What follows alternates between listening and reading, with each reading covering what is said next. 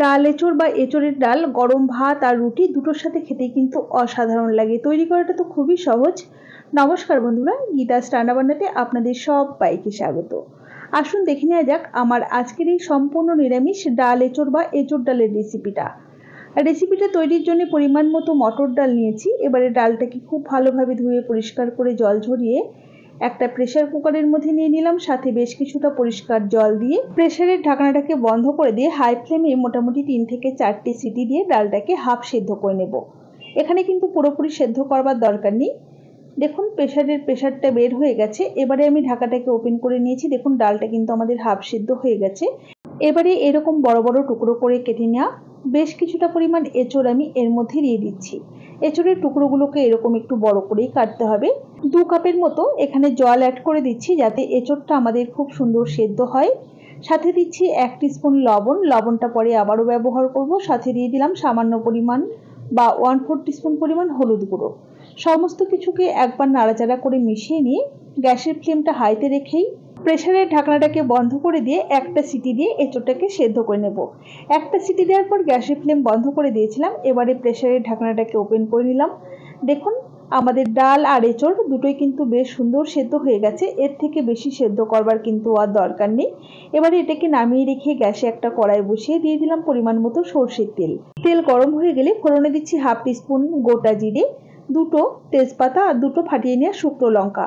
ফোড়নটাকে মোটামুটি 20 থেকে 25 সেকেন্ড সময় নিয়ে ফ্রাই করে নিয়েছি। এবারে এর মধ্যে দিচ্ছি 2 পিঞ্চের মতো হিং যদি কেউ অপছন্দ করেন সেক্ষেত্রে না দিলেও চলবে।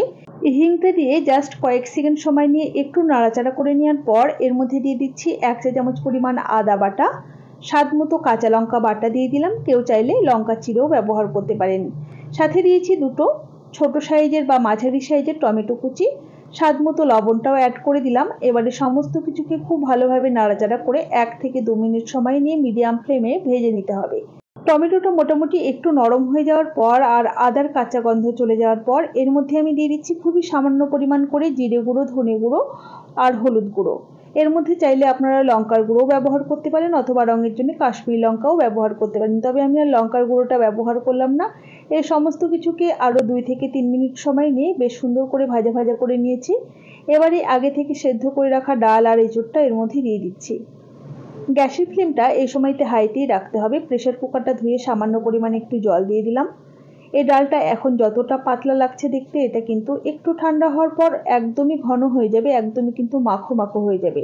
তো সমস্ত কিছুকে খুব ভালোভাবে নাড়াচাড়া করে হাই ফ্লেমে জাস্ট 2 থেকে 3 মিনিট সময় নিয়ে ফুটিয়ে নিতে হবে। আর এরই মাঝে আমি এর মধ্যে দিয়ে দিচ্ছি 1 চা চামচ পরিমাণ চিনি।